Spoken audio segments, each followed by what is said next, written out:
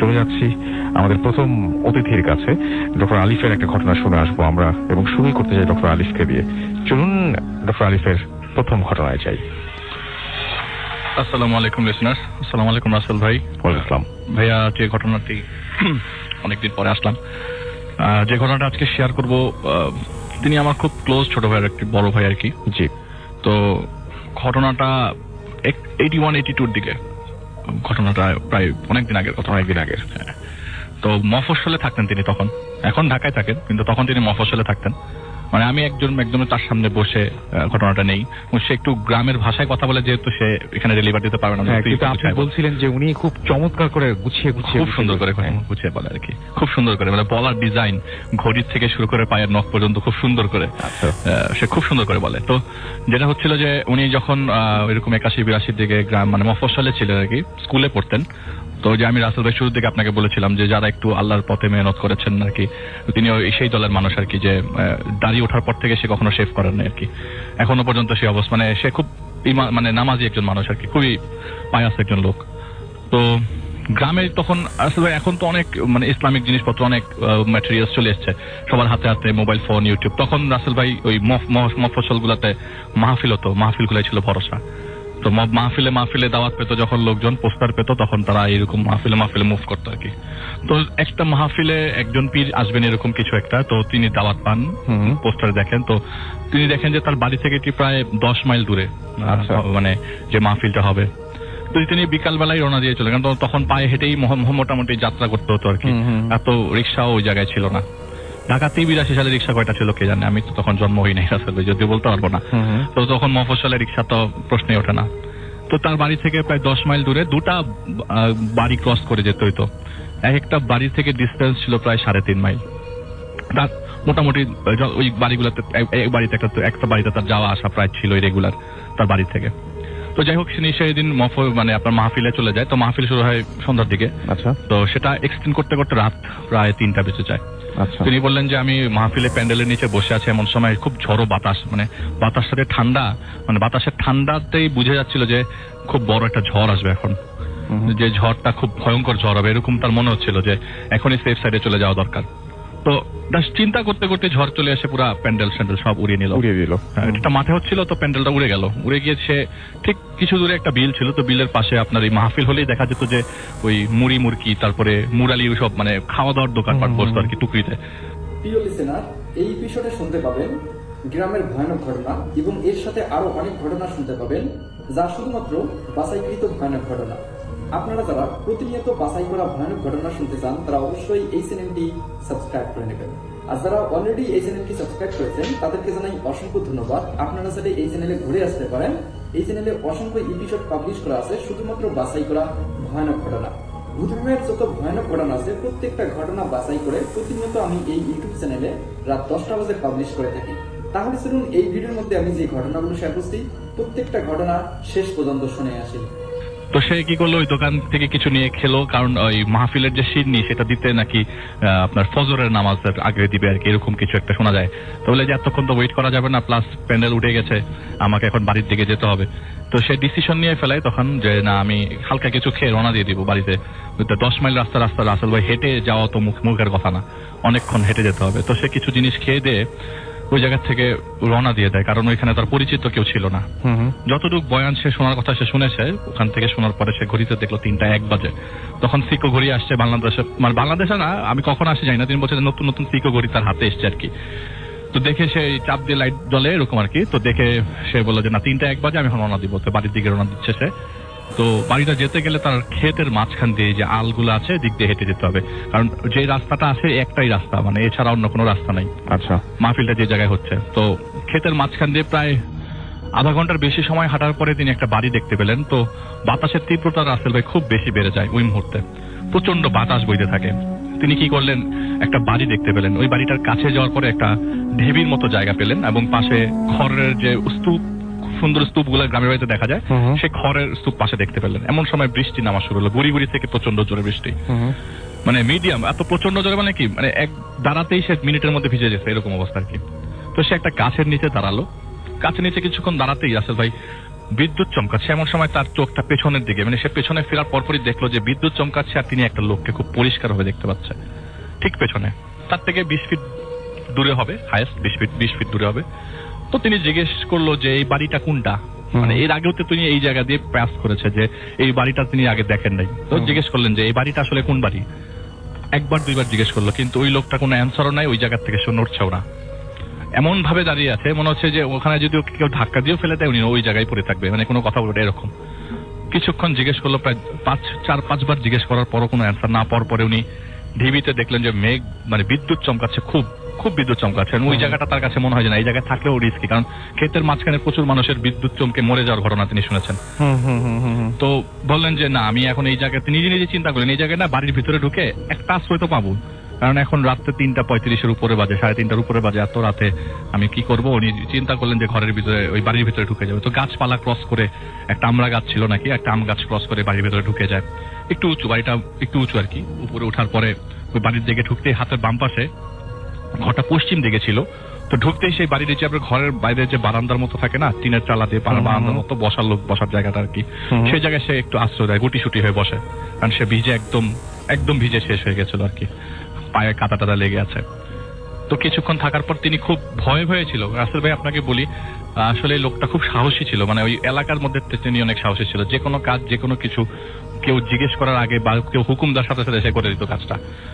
তো সেই মানুষ এখানে যে ভয় পাচ্ছে যে আসলে কি না কি জিজ্ঞেস করবে, কি না কি মানুষ মনে করে, এই জায়গায় চুপচাপ বসে থাকি, যদি জিজ্ঞেস করে তাহলে বলবো যে আমি অমুক বাড়ির লোক, মাহফিলে আসছিলাম, বৃষ্টির কারণে এখানে আশ্রয় নিয়েছি। কেমন চোরের মতো লাগছে তার নিজেকে। এমন সময় তিনি দেখলেন যে দরজাটা বাতাসে বাড়ি খাচ্ছে, যে ঘরের মধ্যে সে বসে আশ্রয় নিলেন সেই জায়গায় ঘরের দরজাটা বাতাসে বাড়ি খাচ্ছে। একটা ফাঁকে ওই বাতাসে বাড়ি খাওয়ার পর বাড়ি খাওয়ার সাথে সাথে যে হালকা ফাঁকা দেখা যাচ্ছিল, তাতে দেখা যাচ্ছে একটা কপি ভেতরে জ্বলছে। কি জানি মনে করে তিনি ঘরের ভেতরে ঢুকলেন, ঘরের দরজাটা মানে আস্তে করে খুললেন। উনি চাচ্ছিলেন যে যেহেতু ঘরের দরজা বাড়ি খাচ্ছে, হয়তোবা ঘরের কেউ নাই অথবা কেউ আছে জানেন না, তাকে জানানো দরকার বা জাগানো দরকার বা কিছু একটা বলা দরকার। তিনি দরজা খুলতেই দেখলেন একটা বডি বেডের উপরে পড়া, একটা চোখের উপরে একটা বডি পড়া, পটকা গন্ধ, এবং বডিটার অর্ধেক আপনার পচে গেছে আর অর্ধেকটা পচে নাই, এরকম একটা বডি দেখা যাচ্ছে এবং হা করে আছে। মনে হচ্ছে যে এটা মৃত, মানে এটা মৃত বডিটা তো বুঝাই যাচ্ছে। এইটা দেখার পর রাসেল ভাই উনি ওই জায়গায় আর 1 মিনিটও দাঁড়া থাকতে পারেনি। এত বাতাসের মধ্যে কপিটা নিভে নেয় আর এই ডেড বডিটা পড়ে আছে, সে এক দৌড়ে বাড়ির বাইরে যায়। বাড়ির আশেপাশে যে ঘরগুলো ছিল সবগুলোতে ঘরে নক করে, একটা ঘরে তালা পায়, বাকি সবগুলা ঘরের দরজা খোলা থাকে, কিন্তু একটা বান্দাও ঘরের ভেতরে পায় না। যে তাহলে পুরা বাড়িটা খালি আর এখানে একটা ডেড বডি পড়ে আছে। তিনি ঘর থেকে, ওই বাড়ির থেকেই বেরিয়ে আসেন, যে ঢিবিতে আশ্রয় নিয়েছিল সেই ঢিবির দিকে আবার ব্যাক করেন। আচ্ছা, ব্যাক করার পরে তিনি দেখলেন দূরে যে মানুষটা একটু আগে বিদ্যুৎ চমকাচ্ছিল দেখতে পাচ্ছিলেন, সেই মানুষটা ওখানে দাঁড়িয়ে আছে। ওনাকে আবার জিজ্ঞেস করলো যে কি ভাই, এটা কোন বাড়ি, ভেতরে একটা মানুষ পড়ে আছে, ভেতরে একটা ডেড বডি পড়ে আছে, কিন্তু ওই লোকটা থেকে কোনো ধরনের সাউন্ড পাস পেলেন না আর কি। হাতের ডান দিকে হঠাৎ করে বাচ্চা খেলছে, এরকম একটা শব্দ আসতে থাকলো, বাচ্চারা খেলছে। বাচ্চাদের সাউন্ড কোথা থেকে আসলো, অবাক দৃষ্টি। তখন সে খুব মানে কান্নারত অবস্থা জিজ্ঞেস করতে, এটা কোন বাড়ি, এটা কার বাড়ি, এটা কোন জায়গা, এটা জিজ্ঞেস করতে ওইখান থেকে একটা বাচ্চাদের ভয়েস আসে তার দিকে যে জানি না। এইটা শোনার পর উনি কি করে যে আর যাই হোক বৃষ্টিতে ভিজি, আর যাই হোক আমি একটা দৌড় দিব। ক্ষেতের আইল দিয়ে রাসেল ভাই খুব দৌড়ানো, খুব কষ্ট হচ্ছে। কোন আইলের দিয়ে কতটুকু দৌড়ানো যায়, কষ্ট করে দৌড়াইতে পারে। তারপর বৃষ্টি পড়ছে, আইলগুলো তো আপনার পুরো কাদায় হয়ে আছে, মানে পিছলা। তারপরে তিনি যতটুকু পারলেন দৌড়ে গেলেন। বলে যে এই বাড়ির থেকে আরো 3 মাইল পর আরেকটা বাড়ি আছে, ওই বাড়িতে আবার তার যাওয়া আসা ছিল রেগুলার। ওই বাড়িটার নাম হচ্ছে পাটোয়ারি বাড়ি। তো সে ওই দিকেই মুখ করে, ওই পাটোয়ারি বাড়ির দিকেই মুখ করে সে দৌড় দিল আর কি। প্রায় মনে হচ্ছিল যে 1 মাইল দূর আমি হেঁটে ফেলেছি, মানে দৌড়ালাম, এখন হাঁটা শুরু করলাম, পিছনে বাড়িটা রেখে আসছি। আমি দেখলাম সামনে এই বাড়িটা পাটোয়ারি বাড়ি, আমি চিনে গেছি। মানে সে বলছে যে আমি অনেক দূর সামনে চলে আসছি, এখন আর আমার কোনো রিস্ক নাই। আমি দৌড়াই গিয়া ওই পাটোয়ারি বাড়িতে এক পরিচিত লোক ছিল আর কি, সেই পরিচিত লোকের সাথে দেখা করবে, ঘরে ঢুকবে। তো সে বাড়ির ভিতরে ঢোকার পরে সেই স্ট্রাকচার রাসেল ভাই, একটু আগে যে বাড়িতে সে ঢুকেছিল একই স্ট্রাকচার, সেম স্ট্রাকচার। সে ঘুরে ওই জায়গায় আবার আসছে, আসার পরে সে সেই ঘরটাতেই ঢুকলো, মানে সেই ঘরের সামনেই আসলো যে ঘরের সামনে একটু আগে সে আশ্রয় নিয়েছিল। চলে আরে হায় হায়, আমি তো এত দূর দৌড়ে আসলাম, আমি কি আবারও একই জায়গায় আসলাম, এটা কিভাবে সম্ভব? আমি তো ওই বাড়ি রেখে সামনের দিকে দৌড় দিছি, আমি আবার এখানে কিভাবে আসলাম? তার কাছে খুব অবাক লাগতে থাকলো, এবং সবচেয়ে বেশি অবাক লাগার সাথে সাথে সে এত দোয়া পড়ছে, এত সূরা পড়ছে, কিন্তু কোনো কিছুতেই তার এই ভয়টা যাচ্ছে না, কোনো কিছুতেই কোনো কিছু চেঞ্জ হচ্ছে না। এমন হতে পারতো দোয়া পড়ছে সে অজ্ঞান হয়ে গেল, এমন হতে পারতো কোনো বিপদ আসছিল সরে যাচ্ছে বা কিছু, তার কাছে কোনো বিপদও আসছে না, কিন্তু এমন অবস্থা যে তিনি এটা থেকে মানে মুভও করতে পারছে না, সরতে পারছে না। সেই ঘরের মধ্যে আবার ঢুকলো, সে চেক করার জন্য ঢুকলো যে এটা কি সে একই ঘর কিনা। সে ঘরে ঢুকলো, দেখলো যে এবার সেই ডেড বডিটাই মানে চৌকির উপর পড়ে আছে, কিন্তু পুরো ডেড বডিটা কাপড়ে মুড়ানো, আর যে বডিটার মাথাটা খালি বের হয়ে আছে, কাফনের মানে লাশের মতো দেখা যাচ্ছে, খালি মাথাটা বের হয়ে আছে। আর ওই কপির আলোতে দেখা গেল যে লোকটার চোখ বন্ধ, কিন্তু উনি বিড়বিড় করে একটা কথা বলছে। কথাটা এরকম যে, ভাই আমাকে একটু কবরটা দিয়ে যান, আমার এখানে খুব খারাপ লাগছে, আপনি কবর না দিয়ে যায় না। এই কথাটা শোনার পর উনি ওই জায়গা থেকে একদম হুড়মুড় করে বের হয়ে যায়। এই হুড়মুড় করে বের হওয়ার পর 2-3 বার কাদায় পিছলিয়ে পড়েন। সে আবার সেই ঢিবির কাছে যান, সেই ঢিবির কাছে যে একই জায়গায় একই বাড়িতে আবার ফেরত এসছে, এবং সেই যে বিদ্যুৎ চমকাচ্ছে, রাসেল ভাই আমি আপনাকে বলি, সেই লোকটা আবার ওই জায়গায় দাঁড়িয়ে, সে ওই অবস্থায় দাঁড়িয়ে আছে যেই জায়গায় যে অবস্থা ছিল। এই অন্ধকারের ভিতরে, এই বৃষ্টিচ্ছন্ন দিনে, মানে রাতের বেলা তার এই জিনিসগুলো সে ফেস করছে। এমন সময় লোকটাকে জিজ্ঞেস করলো, আমি কোন বাড়িতে আসছি, আমি কিভাবে মুক্তি পাবো, কিছু একটা বলেন, আপনি তো কিছু বলতেছেন না।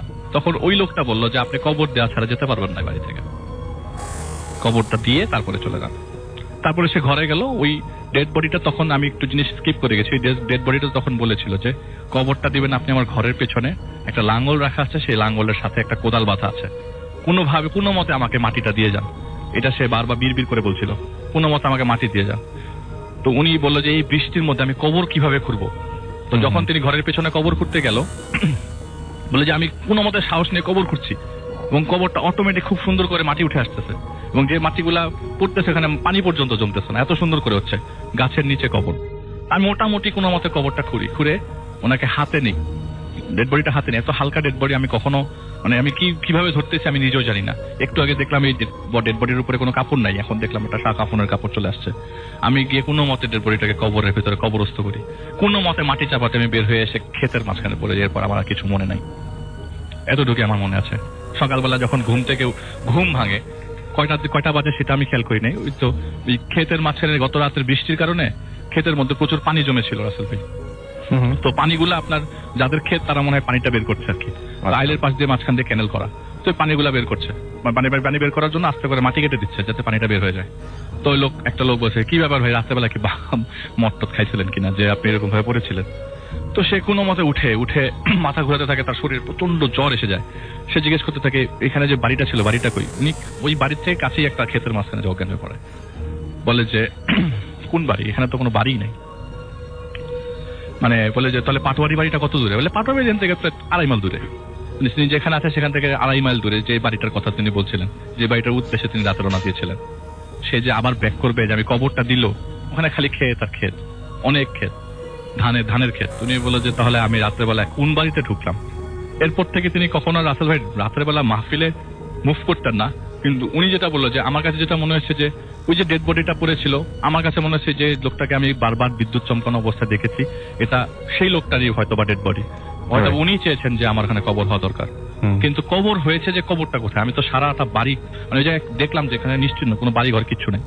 ওই পাটোয়ারি বাড়ি ঠিকই আমি বাড়িতে যাওয়ার পর পেয়েছি, আমাকে একটা লোক এগিয়ে দিয়েছে, পাটোয়ারি বাড়ি আমি ঠিকই পেয়েছি রাসেল ভাই। কিন্তু যে বাড়িতে তারা এত রাতের বেলা ওই দিন রাতে এত বড় ইনসিডেন্ট ঘটলো, সেই বাড়িটা আর সেখানে নাই। এটাই ছিল রাসেল ভাই ঘটনা। চমৎকার, থ্যাংক ইউ ভেরি মাচ। তো আমরা চলে যাচ্ছি আমাদের পরের অতিথির কাছে। আপনার নামটা প্লিজ একটু বলবেন এবং তারপরে আপনার ঘটনা শুনবো আমরা। আসসালামু আলাইকুম লিসেনার্স, আমি সাদ্দাম খন্দকার, আমি এসেছি উত্তরা থেকে। জি, আমি লিসেনারদের কাছে একটু সরি বলে নিচ্ছি, বিকজ আমি খুবই সিক, হয়তোবা অনেক কাশি হয়েছে, হয়তোবা ঠিক আছে, আমরা ঘটনায় চলে যাই। ঠিক আছে, ওকে। তো এটা হচ্ছে আমার গ্রামের বাড়িতে, সেটা হচ্ছে রাজবাড়ি বালিয়াকান্দিতে। আমার টিচারের একটা স্টোরি, এটা আমাকে বলেছেন আমার এক ফ্রেন্ড, যার নাম হচ্ছে।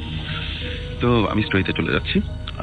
আমার টিচারটা ছিলেন হচ্ছে মানে প্রায় এটা 22 কিংবা 23 বছর আগের স্টোরিটা। তো আমার ওই টিচারটা, উনি তখন মানে খুব বাহিরে চলাফেরার অভ্যাসটা ওনার ছিল। তো উনি রাতে চলাফেরাটা একটু বেশি করতেন। তো প্রতিদিনের মতো উনি সেদিনও যান বালিয়াকান্দি নামক ওই আমাদের ওই বাজারটাতে। তো ওখানে যাবার পর উনি হচ্ছে প্রায় রাত তখন 2টো হবে এরকম একটা টাইমে উনি ব্যাক করেন ওনার ফ্রেন্ডদের সঙ্গে আড্ডা দিয়ে।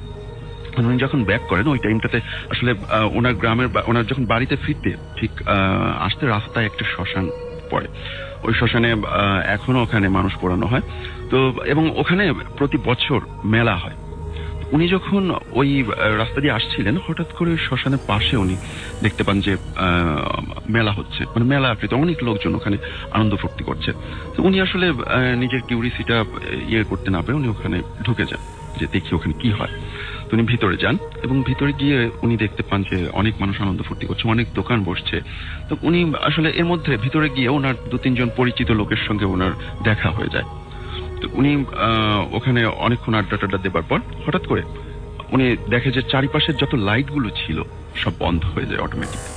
তো এর মাঝে 2 জন লোক ওনাকে এসে বলে যে তুমি কি এখন যেতে পারবা? তো উনি আসলে ওই টাইমটাতে একটু নার্ভাস হয়ে যায় যে কি ব্যাপার, আমি এতক্ষণ কি মানে কিসের মধ্যে ছিলাম আমি বুঝতে পারলাম না যে এরকম একটা অবস্থা। হঠাৎ করে আমি দেখলাম চারিপাশে কত মানুষজন, আলো জ্বলছে, হঠাৎ করে এরকমটা হয়ে গেল। উনি আসলে একটু ভয় পেয়ে যান।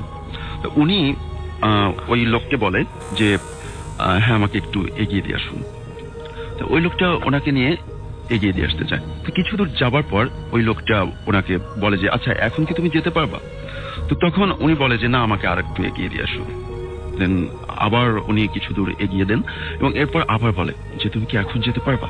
তো উনি বলে যে না। এভাবে যেতে যেতে ওনার যে বাড়িটা, ওনার বাড়ির সামনে গোরস্থান আছে, ওখানে এলাকার যে মানুষগুলা মারা যান তাদের দাফন করা হয় ওখানে।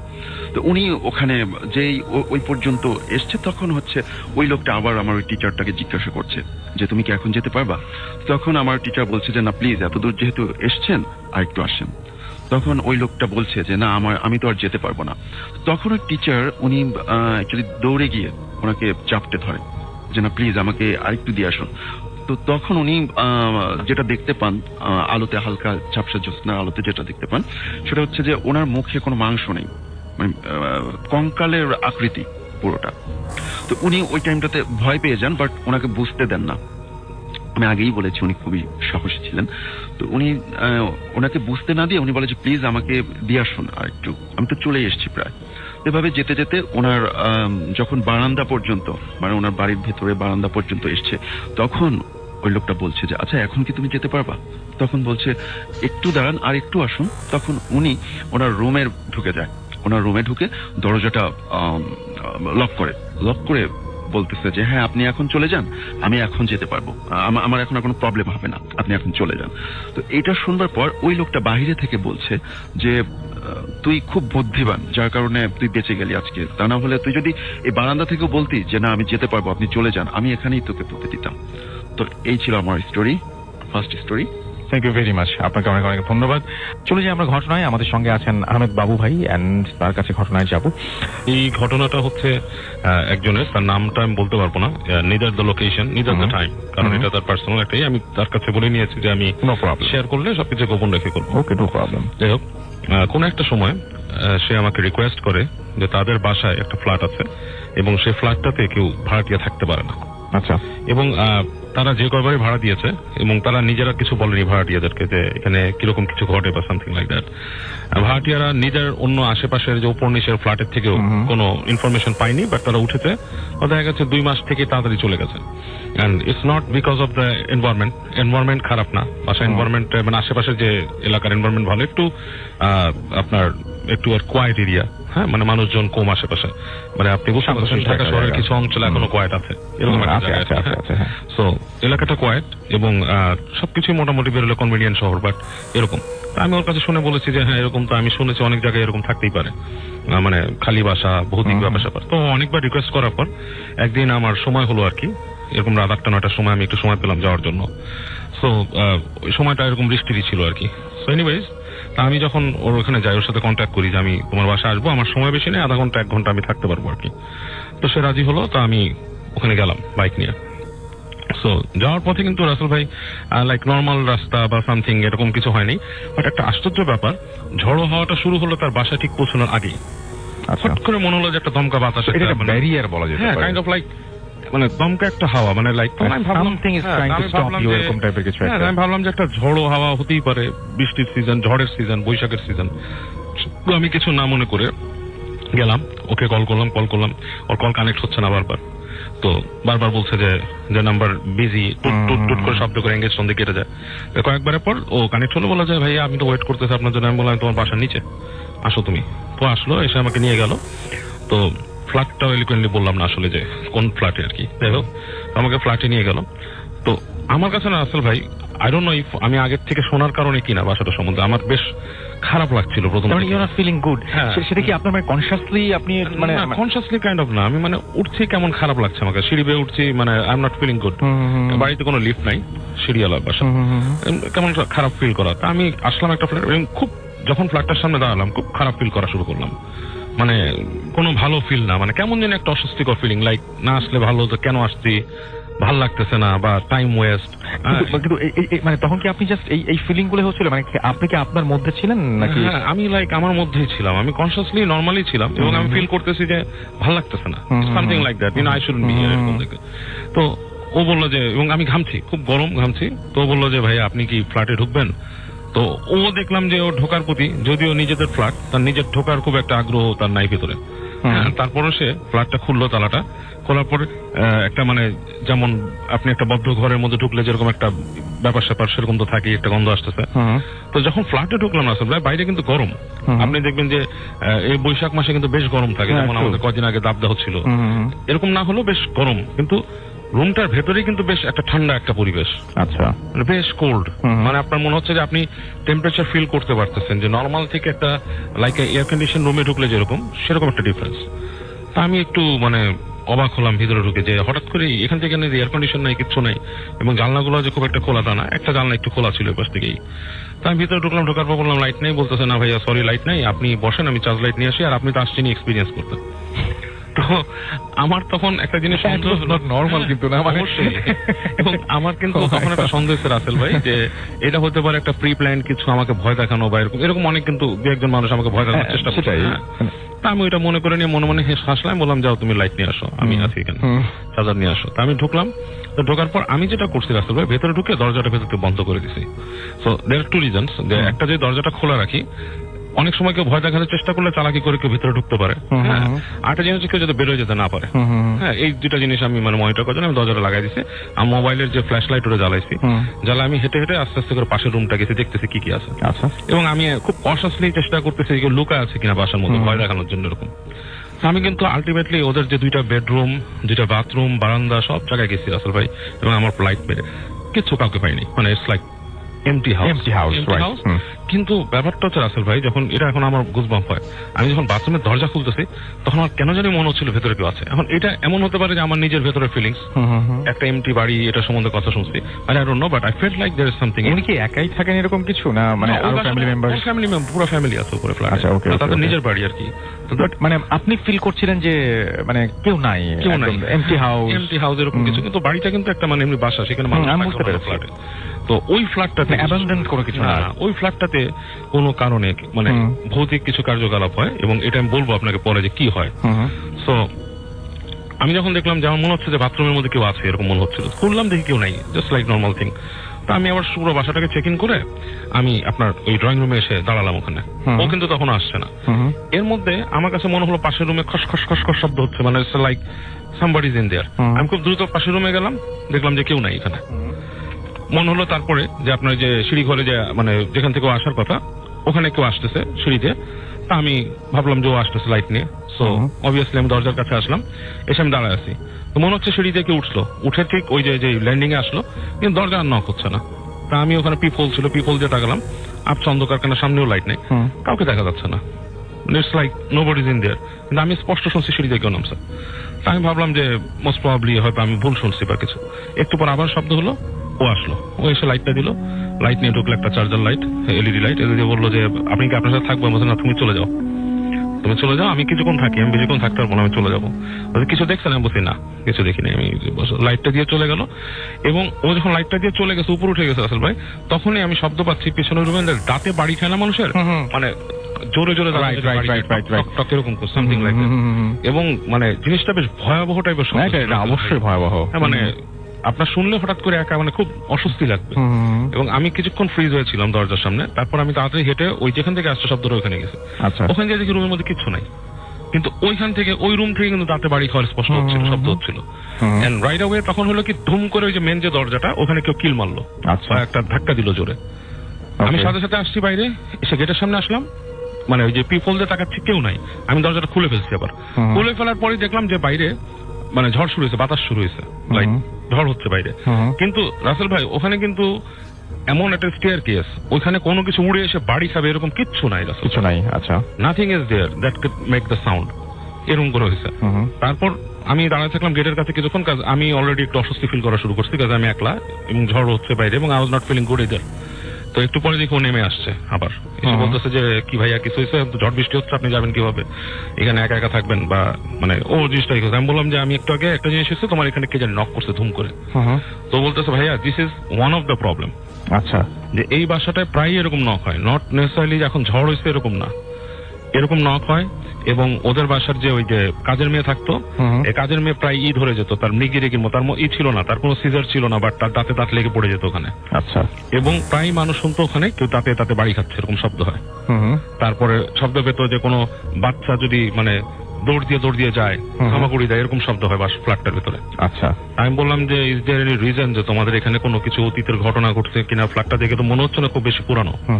তো বলতেছে না যে ফ্ল্যাটটা খুব বেশি দিনের পুরানো, বাট এই ফ্ল্যাটে এই সমস্যাগুলো শুরু হয়েছে, আমাদের এখানে একজন জ্যোতিষ থাকতো। আচ্ছা।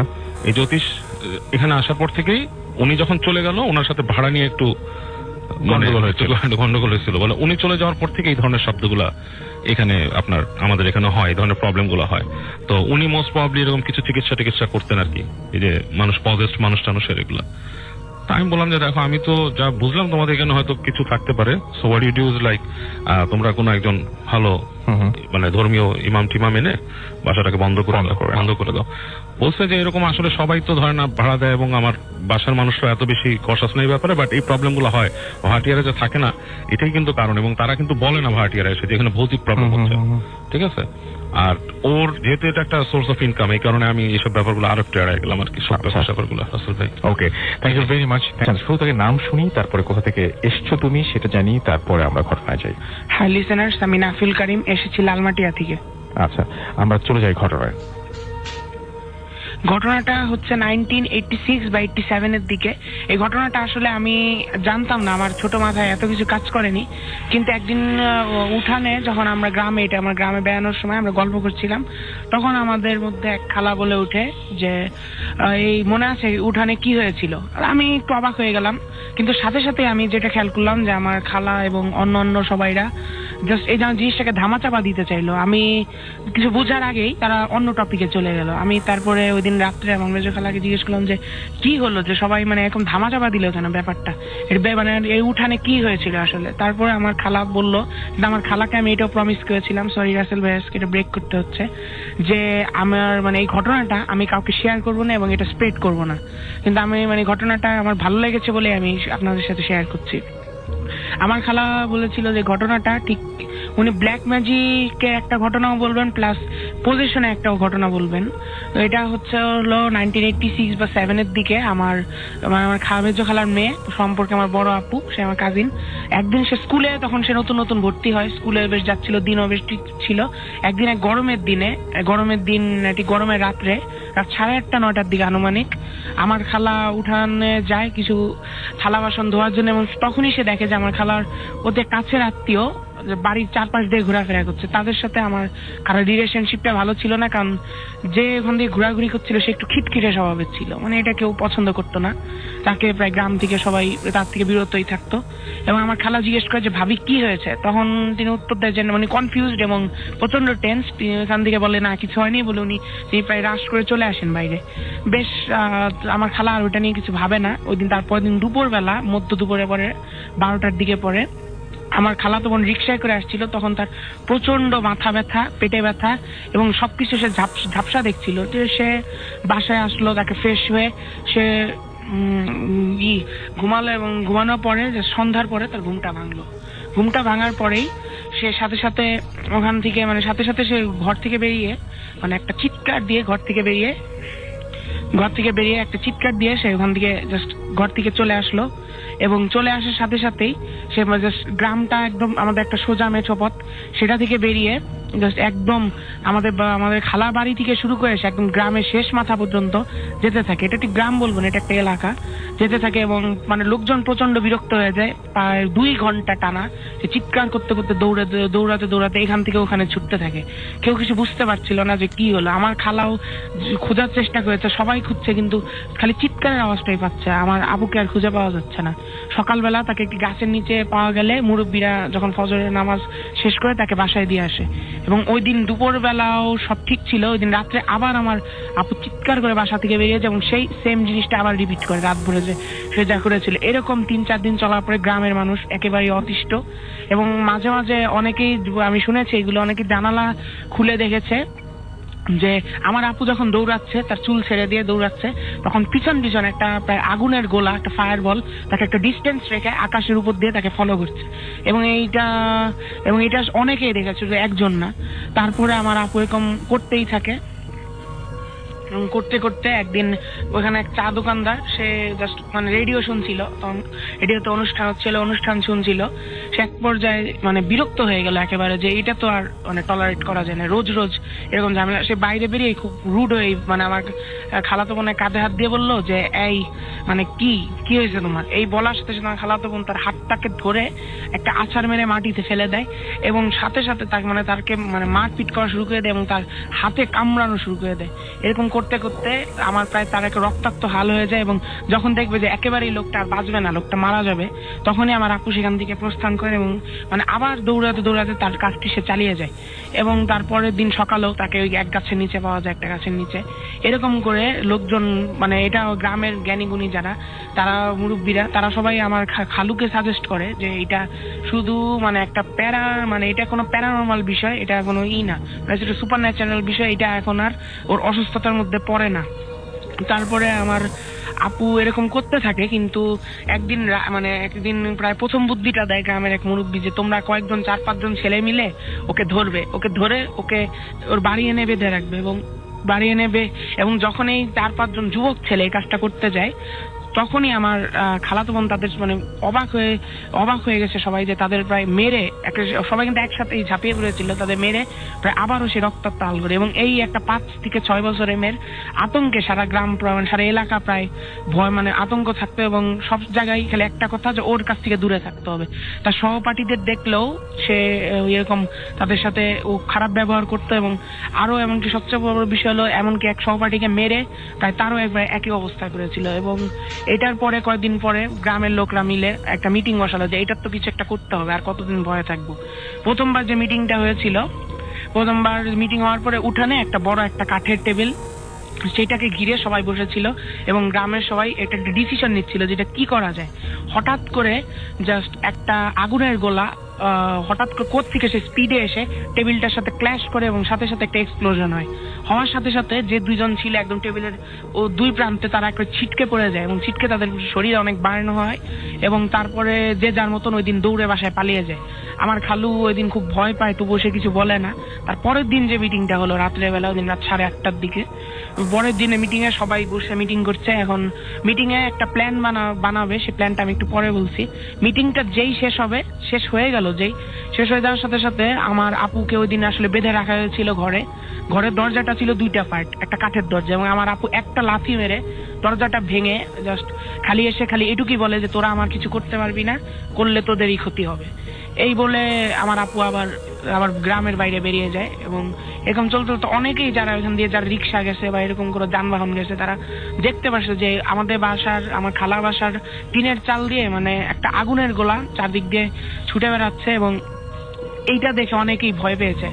এমনকি এখন যে প্ল্যানটার কথা বলছিলাম, সেই প্ল্যানটা হলো যে আমাদের এক রাখাল ছিল নাম মাসুদ, তাকে বলেছিল যে ওর যে এই অবস্থা, ওকে কেউ ধরে নিয়ে আসতে পারবে না। গ্রামের মানে এলাকার একদম শেষ প্রান্তে একজন মহিলা থাকতো। সে মহিলা, উনি আসলে একটা গুহার মতন জায়গায় থাকতো, উনি ওখান থেকে বেরোতেন না। ওই জায়গাটায় মানে সে জাস্ট ব্ল্যাক ম্যাজিশিয়ান আমি বলবো না, সে ব্ল্যাক ম্যাজিককে ব্যানিশ করার চেষ্টা করতো। সে মাসুদ সে রাখাল, সে তার কাজটাই করে। সে প্রথমে আমার আপুকে ডিস্টার্ব করে 8টা-9টার দিকে। এবার আপুকে বলে যে তুমি তো ঠিক হবে না কোনোদিন, তুমি পাগল, বলার পরে আমার আপু তাকে তাড়া করে। তাড়া করতে করতে সে গুহার কাছে পৌঁছে যায়, মানে আপু না জেনে অন্ধকারে গুহার ভিতর ঢুকে যায়। ঢুকেই সে চুপ করে মানে ফ্রিজ হয়ে যায়, ফ্রিজে একটা জায়গা চোখ বন্ধ করে বসে পড়ে। ওইখানে তার থেকে কিছু ডিস্টেন্সে জোড়াসন করে একটা মহিলা বসে আছে এবং তিনি মুসকে মুসকে হাসছে আর বলছে যে ওকে তো ব্ল্যাক ম্যাজিক করা হয়েছে। এই বলে তিনি জাস্ট, ওরা আমার খালা বলছে যে এরকম বড় মোম আর তিনি কোনোদিন দেখে নাই। উনি দুইটা মোম একটা পাশে আরেকটা একদম লাগিয়ে রেখে সাথে সাথে মোমগুলি জ্বালিয়ে দেয় এবং তখনই মোমের আগুনের উপর থেকে একটা হাওয়ায় ভাষা অবয়ব চারদিকে ছড়িয়ে পড়ে এবং অবয়বটা মানে এত ক্রিস্টাল ক্লিয়ার ছিল, সবাই বুঝে যায়, এখানে যতজন ছিল জ্ঞানী গুণী লোকেরা সবাই বুঝে যায় এটা সেই আত্মীয় যে নাকি বাসা দিয়ে সেদিন ঘুরঘুর করছিল। এবং আমার আপু তারপরে অবয়বটা ঠাস করে নিভে যায় এবং নিভে যাওয়ার পরে সবাই মোম দুটাও নিভে যায়। তখন মহিলা মুচকি এসে বলে যে এটা এখন কেটে গেছে, কিন্তু এখন এই মানে এখানে এই সমস্যা এখানেই শেষ না, এই আসলে উনি নিঃসন্তান বলে এই কাজটা করতে চেয়েছে এবং এখন যদি ওনাকে না থামান তাহলে উনি আরো কোনো বড় একটা ঘটনা ঘটাবে এবং এই ঘটনাটার কারণে গ্রামের অনেক বাচ্চার মৃত্যু বা বড় কোনো ক্ষতি হবে। তাই ভালো হবে আপনারা এই ব্ল্যাক ম্যাজিশিয়ান যে তাকে ধ্বংস করেন এবং সে এতক্ষণে জেনে গেছে। কারণ আপনারা যেহেতু জানেন, মানে আপনারা যেহেতু জানেন না, আমি একটা কথা আপনাদের বলে দিই, আপনাদের বাড়ির পিছনে সে যে ঘুরঘুর করছিল আসলে সে একটা ছোট একটা মূর্তি, পিতলের মূর্তি ওখানে পুঁতে দিয়ে গেছে এবং এই মূর্তিটা ফেটে মাটি ফুঁড়ে বেরিয়ে এসেছে। রাসেল ভাই একটা কথা আমি বলতে ভুলে গেছি যে এরকম একটা মূর্তির কথা এক তান্ত্রিক আসছিল আমার বোনকে দেখার জন্য। সে বাসায় ডান পাটা দেওয়ার আগেই সে বলছিল যে আমি যদি এখন বাসায় ঢুকি আমি ছাই হয়ে ভস্ম হয়ে যাব, আমার আর কোনো অস্তিত্ব থাকবে না। ঠিক কথাগুলি মিলাই ফেললো আমার খালা এবং বললো মহিলা যে এতক্ষণে দেখবেন উনি পালানোর সব প্রস্তুতি নিয়ে নিয়েছে, কারণ আমি আমার চোখ দিয়ে দেখতে পারতেছি যে ওই মূর্তিটা ভেঙে জাস্ট মাটি ফুঁড়ে বেরোয় আসছে। তারপরে সবাই লাঠি ছোটা মশাল নিয়ে সবাই যায় এবং গিয়ে দেখে যে ওই বাসায় তালা, সবাই তালা ভাঙে, গিয়ে দেখে যে টিভি চলছে, রেডিও অন, মানে যেটা বোঝা গেল যে ওনারা একটু আগেই টের পাইছে এবং তারা কোনো রকম করে ওখান থেকে পালাই গেছে। এবং তারপরে সবাই জাস্ট খোঁজাখুঁজি করে গ্রামের, কিন্তু খোঁজাখুঁজি করে আর তাকে আর পাওয়া যায় না। কিন্তু হ্যাঁ, 10 বছর পরে তিনি যখন ফিরে আসেন তার 3টা মেয়ে হন। পরে এই মহিলা, তখনও তিনি বেঁচে ছিল, মহিলা বলেন হে মুচকে এসে যে আপনাদের এখানে তো পারে নাই, সে তার শ্বশুর বাড়িতে গিয়ে এই কাজটা আবার করছে, এই রিচুয়ালটা প্র্যাকটিস করছে এবং 3টা মেয়েকে মানে মৃত্যুর কোলে ঢেলে দিয়ে সে 3টা বাচ্চার জন্ম দিতে পারছে। এই স্টোরি আছে। ওকে, থ্যাংক ইউ ভেরি মাচ। আমরা চলে যাই সরাসরি পরের ঘটনায় এবং আপনার কাছে আমরা ঘটনায় যাব। আপনার ঘটনাটা আমরা শুনে ফেলি। আমরা শুনি আপনার যে দুষ্টু জিনে যে ঘটনাটা আমরা একটু ভিডিও করলাম সেটা আমরা একটু শুনি। জি যে ভিউয়ার্স, আমি রেজাউল করিম রতন, প্রফেশনে অধ্যাপনা করি। আপনি একটা সরকারি কলেজের অধ্যক্ষ এবং প্রথমে যিনি ঘটনা বলেছেন তিনি বেসিক্যালি আপনার ছেলে। না, আমার ছেলে সমুদ্র। ও যখন, আমি একটু বলি, ওর জন্মের পরপরই একটা ঘটনা আমাদের বাসায় ঘটে। সেটা হলো আমি ওকে নার্সিং করতাম জন্মের পর মুহূর্ত থেকেই। তো এখানে আমি প্রতিদিন লক্ষ্য করি যে আমার বাথরুমে কে এসে যেন রাত্রে 2টা দিক গোসল করে প্রতিদিন। তা আমি বাথরুম খুলে দেখি, লাইট অন করে দেখি যে গোসল করছে, কিন্তু লোকজন দেখছি না। এরকম বেশ কিছুদিন যায়, প্রায় 7-8 দিন। এরপরে আমি ও সমুদ্রকে, আমার ছেলে সমুদ্র, প্রথম বেবি, আমরা খুব মানে কি বলে যে বেশি যত্ন নিতে থাকি। ওকে কোলে নিয়ে আমি ঘুমাই। তো মানে মনে হচ্ছিল যে ও যখন আমার কোলে থাকে কে যেন পাশে থেকে ওকে আদর করতে থাকে। তো এই ঘটনাটা আমি আমি আমাদের এখন বর্তমান যে বায়তুল মোকাররমের যে খতিব, ওনাকে আমি ব্যক্তিগতভাবে, উনি আমার পরিচিত সালাউদ্দিন সাহেব, ওনাকে আমি একদিন গিয়ে বললাম যে স্যার এই ব্যাপার, উনি আলিয়া মাদ্রাসার তখন প্রিন্সিপাল ছিলেন। বললাম স্যার এই ব্যাপার এরকম ভাবে আমার বাসায় এরকম ঘটনা ঘটছে। উনি হেসে দিয়ে বললেন যে আচ্ছা বুঝতে পারছি, ওরা নতুন বেবি আসছে তো এই কারণে মানে কি বলে আপনার বেবিটাকে খুব পছন্দ করেছে, ওরা রাত্রে ওইখানে যায় এবং ওরা অনেক এবারে রেস্ট নিয়ে গোসল টোসল করে তারপর চলে আসে, আমি না করে দেবো। আমি সত্যি কথা এই কথাটা বলি যে ওটাকে এটা বলে আসলাম, পরের দিন থেকে দেখি যে সত্যি সত্যি আর কিছু হয় না, কিছু নেই, ওরকম কোনো মানে গোসলের শব্দ নাই, কিছু নাই। পরে কয়েকদিন পরে আমি আবার গেলাম, বললাম আমাকে দেখে বলে কি বন্ধ হয়েছে, ওরা কি যায়? আমি বললাম স্যার আমি দেখছি না, আমি কথা হয়েছে, আমি ওদেরকে বলে দিয়েছি। যাক, আমি যে মূল যে ঘটনাটা আমি বলতে যাচ্ছি সেটা আমার দাদির মুখে শোনা। আমার বয়স তখন 7-8 বছর। এটা মুক্তিযুদ্ধের ওই বছরই, আমরা তো মুক্তিযুদ্ধের সময় গ্রামের বাড়িতে ছিলাম। তো আমার দাদি আমাদেরকে নানা ধরনের গল্প শোনাতেন, তার মধ্যে এই গল্পটি উনি আমাদের শুনিয়েছেন এবং পরবর্তীতে আমাদের দেখিয়েছেন। বিষয়টা হচ্ছে যে আমাদের গ্রামেই একজন মৌলানা সাহেব ছিলেন, হুজুর, এবং উনি ধর্মীয় রীতিনীতি অবলম্বন করতে মানতেন এবং উনি খুব পরহেজগার বুজুর্গ ব্যক্তি ছিলেন। জি। তো ওনার বাড়ির কিছু সংস্কার কাজের জন্য উনি কিছু 3 জন শ্রমিককে আনলেন। শ্রমিককে নিয়ে আসলেন, তারা এত দ্রুত কাজ করে সবাই অবাক হয়ে যায়। তো শ্রমিকদেরকে উনি বললেন যে তোমরা কি খাবা? তো নানা ধরনের খাবারের সাথে বললো যে আমরা কই মাছ খাবো। জি। তো পীর সাহেব বা ওই মৌলানা সাহেব 10-11 বছরের সন্তানকে দিয়ে ওদেরকে দুপুরে খাবার পাঠিয়েছে, সাথে 3টা কই মাছ। তো কই মাছে নদীর মানে নিজের পুকুরের কই মাছ ভেজে দিয়েছেন, গরম ভাজা, এবং বাড়ির ভেতর থেকে বাইরে নিয়ে আসতে যে সময়টুকু লাগে সময় ওই বাচ্চা ছেলেটার হয়তো মানে কি বলে যে ওই মাছের ঘ্রাণেতে আকৃষ্ট হয়ে একটা মাছের মাথা খেয়ে ফেলেছে।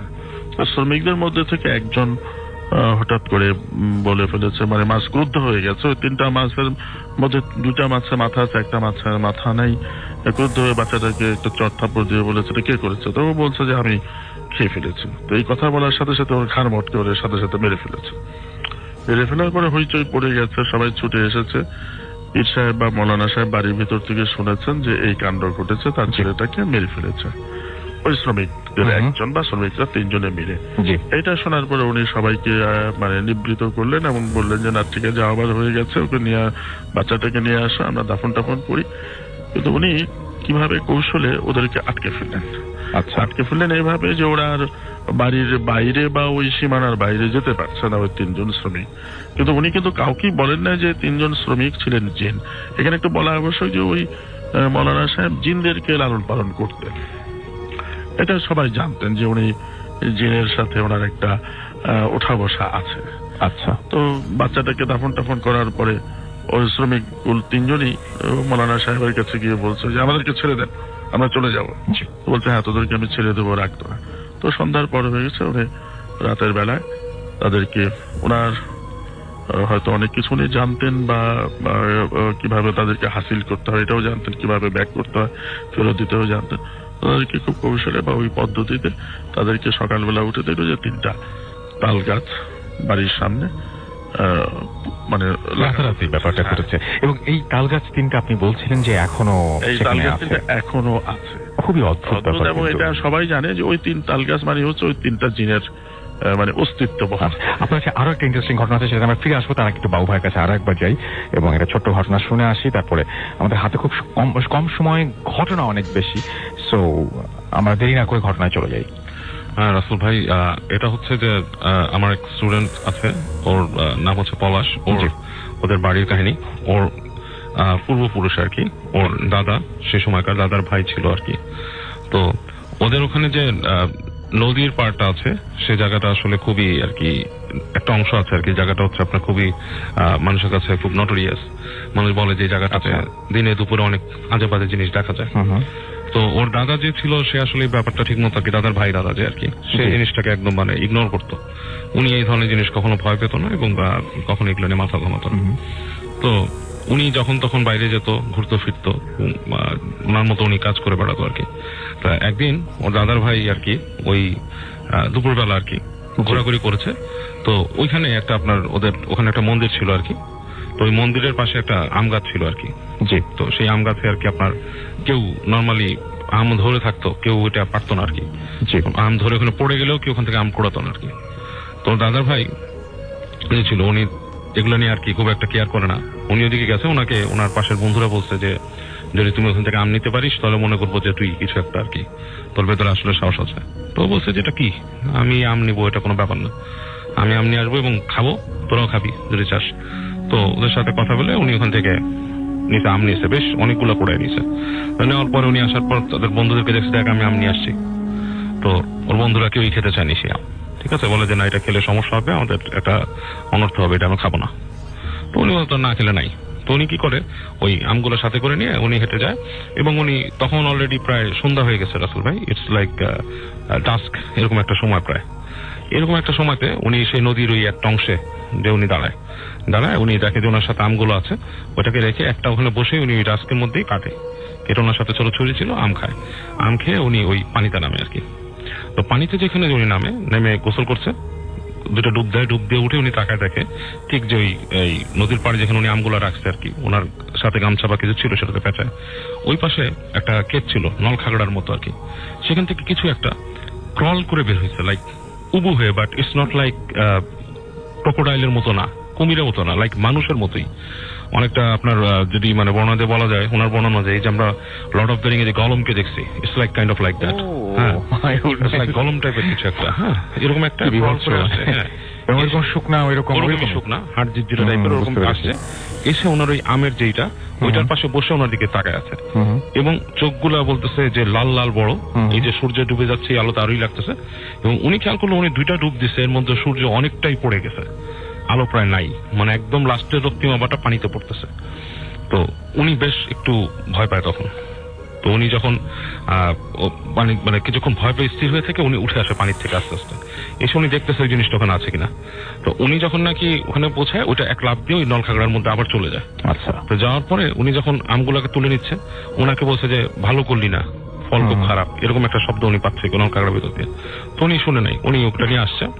তো উনি যখন এসে বাসার কাছাকাছি চলে আসতেছে অন্ধকার, এর মধ্যে উনি দেখতেছে ওনার নাকের কাছে ভিজা ভিজা লাগতেছে।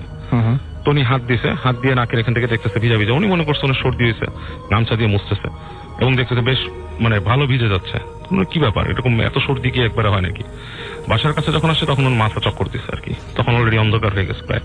তো বাসার মধ্যে ওনার যে দাদার ছিলেন, উনি গেট খুলেই বলতেছে, মানে যে বাতি উঁচা করে বলতেছে, চিৎকার দিয়ে উঠছে, কি হচ্ছে, ওনার নাক দিয়ে রক্ত পড়তেছে সমানে। তো ওনাকে নিয়ে আসছে ভেতরে নিয়ে এসে ওই নাকটাক মুথাইছে, এবং তখনই বাসার মানুষজনই করছে যে ওখান থেকে গ্রাম থেকে, এবং সেই সময় তো বেশ অনেক আগের সময়, এত রাতে ডাক্তার কবিরাজ তো কিছু নাই, তো খুঁজে কোনো ওই গ্রামের একজন কবিরাজকে ডাক দিচ্ছে, উনি কবিরাজ কাম ওঝা, কারণ ওরা যেহেতু আপনার সনাতন ধর্ম অবলম্বী ছিল, এবং তাদের ওঝারেই আর কি তারা ডেকে নিয়ে আসতো আর কি। তো ওঝা বা ওনাদের যে যারা এই রিচুয়াল গুলো করে আর কি, তো উনি এসে কবিরাজ দেখে ওনাকে দেখে বলতেছে যে তার তো আসলে সমস্যাটা শারীরিক না, এটা শারীরিক ঘটানো হচ্ছে। সে যখন ওনার সাথে কিছু আছে নাকি, তখন বলতেছে যে এর সাথে কত আপনার আম নিয়ে আসছে সে, বলে এই আম তো সে এমন জায়গার থেকে আনছে যেটা আনা তার উচিত ছিল না, এই আমের পাহারাদার ছিল। আচ্ছা, হ্যাঁ আমের পাহারাদার ছিল, ওই গাছটাও সেখানকার মানে একটা স্পেশালি আর কি, স্পেশাল ওই জায়গা, তো সেখান থেকে নিয়ে আসছে, জানি না কোথেকে আনছে, বাট তাকেই ভালো উঠতে, এর মধ্যে উনি কিন্তু সেন্সলেস, ওনার কিন্তু সেন্স নাই, ইজ লাইক কোমার মধ্যে আর কি তখনকার ইসে। তো বলতেছে এটা আসলে শহরে নিয়ে চিকিৎসা করলেও ঠিক হবে না, একে আপনারা ঝাড়ফুঁক করান, মানে আমার আরো ভালো পণ্ডিত নিয়ে আসেন, আর এরকম যদি আপনাদের না হয় তাহলে আপনারা দেখেন অন্য কাউকে পারেন কিনা। আমি যতটুকু জানি যে সে কোনো একটা জায়গার মানে কোনো একটা প্রহরিয়ালা একটা কাজ, সেটার ফল নিয়ে আসছে সে, এবং আপনারা এই ফলগুলো ফেরত দিয়ে আসার ব্যবস্থা করেন, তার তো হুঁশ নেই, কোথেকে আনছে খুঁজে বের করেন। তো ওনার যে দাদা সে ঠিক করে যে তার ছোট ভাইয়ের এরকম হয়েছে, এটা কিছু একটা করা দরকার। তো উনি রাত্রেবেলা আর কি খুব টেন্সড হয়ে আর কি বাসার মধ্যে বসে থাকেন ওই গেটের কাছে আর কি। তো বলে যে কি করবে শহরে, ওনার চিন্তা যে পরদিন যে বড় কোনো পণ্ডিতকে নিয়ে আসবে বা সামথিং, এর মধ্যে কার কাছ থেকে খোঁজ নিবে যে কি ঘটনা, এবং ওই ওঝা বলে গেছে যে এটা যদি ফেরত না দেয় সবারই ক্ষতি হবে, আরো ক্ষতি হবে। তো উনি যখন বাসার বাইরে বসে আছেন, ওই কবিরাজ চলে গেছে, বাসার ভেতরে উনি বসে আছেন বাইরে বারান্দার মতো উঠানে। তো চিন্তা করতেছেন কি, এর মধ্যে দেখতেছেন যে ঘরের মধ্যে ওই যে ঘরটার মধ্যে কেমন একটা শব্দ আসতেছে আর কি ওখান থেকে। তো উনি হঠাৎ করে উনি দেখে যে ওই ঘরের মধ্যে কিছু একটা নড়াচড়া করতেছে আর কি, সামথিং লাইক একটা শ্যাডো টাইপের। তো উনি করে কি, দৌড় দিয়ে ওখান থেকে একটা ওনাদের ছিল মানে হেরিকেন টাইপের একটা কিছু নিয়ে ঘরে ঢুকে দেখে যে ঘর থেকে খুব দৌড়ে যেমন ইঁদুর বের হয়ে যায় সেরকম কিছু একটা কিন্তু বড় সাইজের, উনি যে ঢুকছে ওখান থেকে শট করে বের হয়ে গেছে। এবং উনি যখন ভেতরে ঢুকে দেখে যে ওই ওনার যে ভাই ছিলেন তার জিব্বা বের হয়ে গেছে, এবং মানে গলগলা মুখ দিয়ে রক্ত বেরোচ্ছে, মানে হি ইজ ডেড, মানে উনি বুঝতে পারে যে মারা গেছে। এবং উনি তখন মানে পরীক্ষা করে যতটুকু বুঝতে পারে বাসার মধ্যে খুব হয়ে যায়। পরদিন সকালবেলা উনি খবর নেন, এবং এটার খবর শুনে ওর বন্ধুরা এসে বলে যে কি হয়েছে আর কি, যে এরকম ব্যাপার স্যাপার, যে ওর মানে এরকম মারা গেল এসে। তখন বন্ধুরা বলতেছে যে আমরা না করছিলাম ওকে ওখান থেকে আম নিয়ে আসতে, ও কিন্তু ওখান থেকে আম আনছিল, এনে খাইছে, এবং আমরা ভয় কেউ আম খাইনি এখানে। এবং এই সময়তে ওনাদের ওখানে একজন ছিল আর কি, মানে একজন হুজুর ছিলেন আর কি, এখানে থাকতেন আর কি। তো তিনি এগুলো ঘটনা শুনে ওনার ওই দাদার পরামর্শ দেয় যে তোমরা যেটা নিয়ে আসছো যেখান থেকে জিনিসটা সেখানে রেখে আসো।